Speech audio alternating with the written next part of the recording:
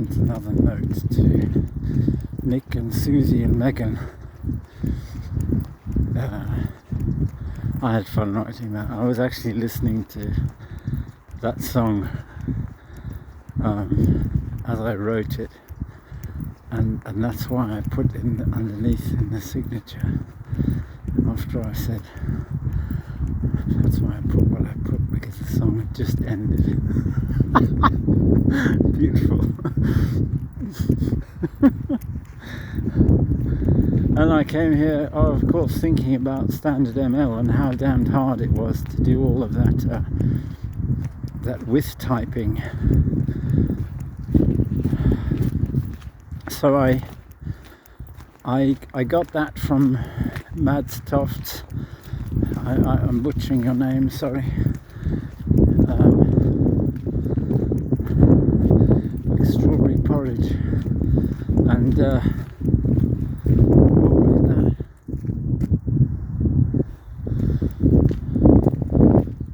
talk softly, carry a big stick. People still won't want to talk to you.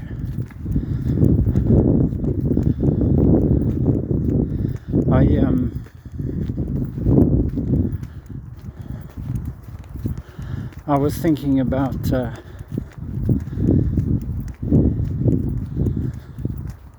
letter from an email from Marcus Kuhn about how great Cambridge was and how I learnt about standard ML abstypes from Cambridge.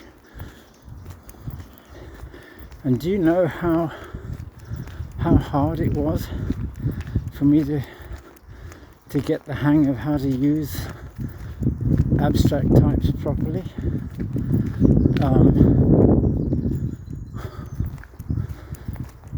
And I remember a conversation I had with Larry about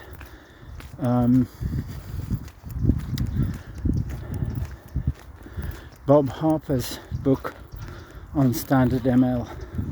Bob Harper did a course at CMU, I think, and it was quite nice in that he started out, he put structures and functors and signatures in right at the beginning, and it made things a bit heavy going at first, but a lot of other stuff made a lot more sense. Like, you can use structures to split up the namespace for types quite nicely, because you have this dot notation for qualifying type names when they're in a structure.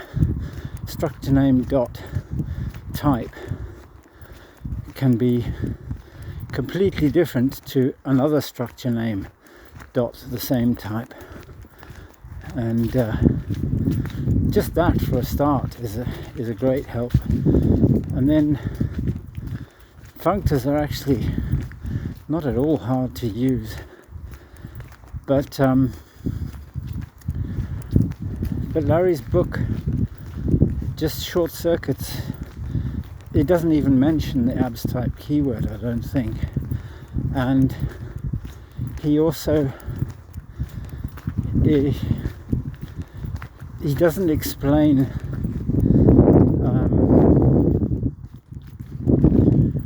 lexical scoping at all, let alone how useful it is. I actually asked him about that because one of my students asked me and I had no idea. The lexical scoping is local name.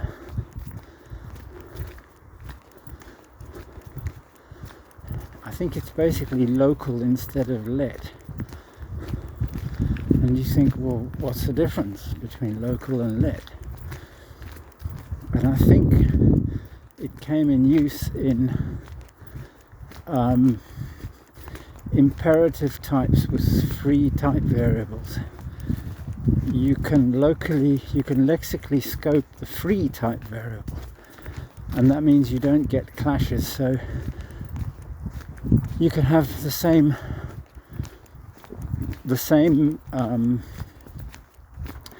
variable, the same type with a free variable, declared and instantiated or resolved in different ways in the same file, and that's the use of lexical scoping.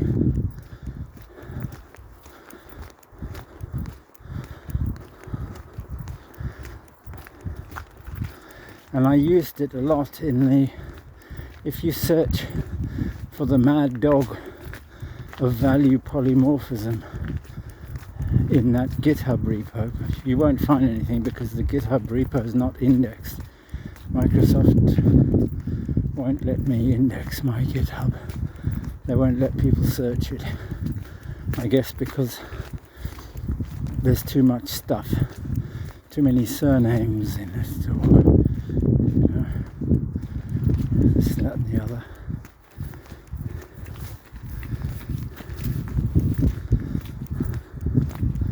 Still, maybe Bill Gates is going for a Nobel Prize in physics.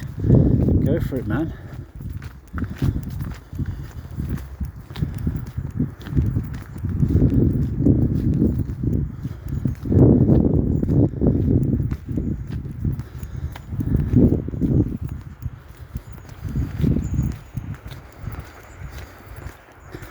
So what I was wondering was, I learnt about the width type and opaque and transparent signatures from Mads Toft's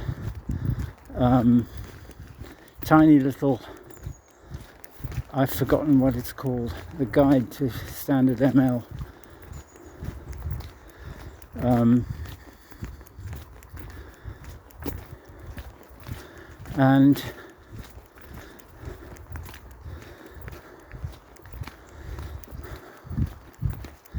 And later on, when I looked it up in the new, or the language definition, there was this comment that abstype is actually just a transform.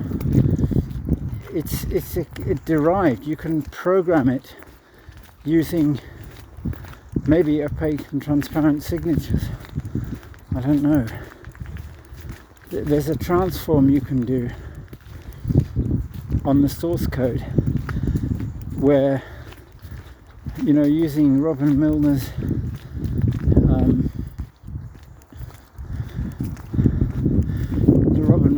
truth definition, which is statements about languages and the evaluation of languages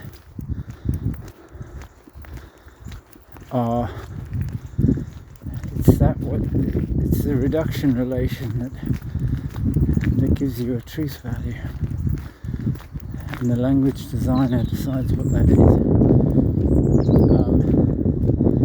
So you can reduce an abstype to something else, so you don't actually need it in your you don't need to do any extra mechanics at all. It's all in the rest of the language. That's what I mean by a derived type.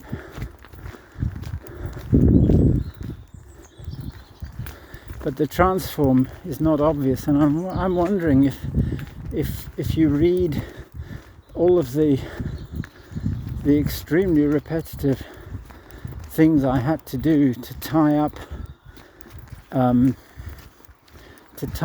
the shared typing rules, if that's what they even are, in that meta-programming. I mean, that shit crushed the compiler.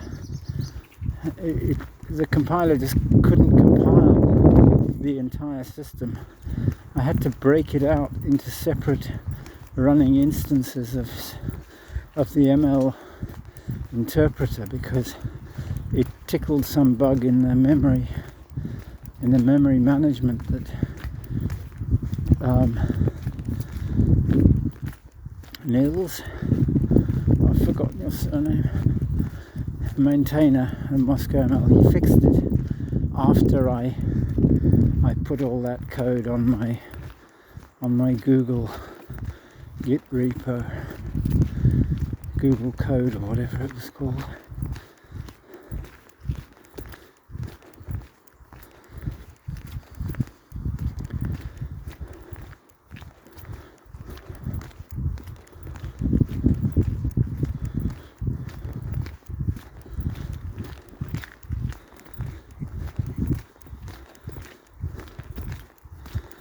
But I still remember the moment that induction and exduction definitions, the moment they typed, and the sense of satisfaction that gave me.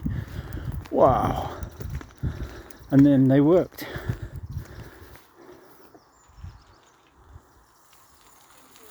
Hello. Zoom. My little red light is running out of batteries because I forgot to charge it. It's rechargeable, but I keep forgetting to plug it in. I think that's enough for me talking crap for now.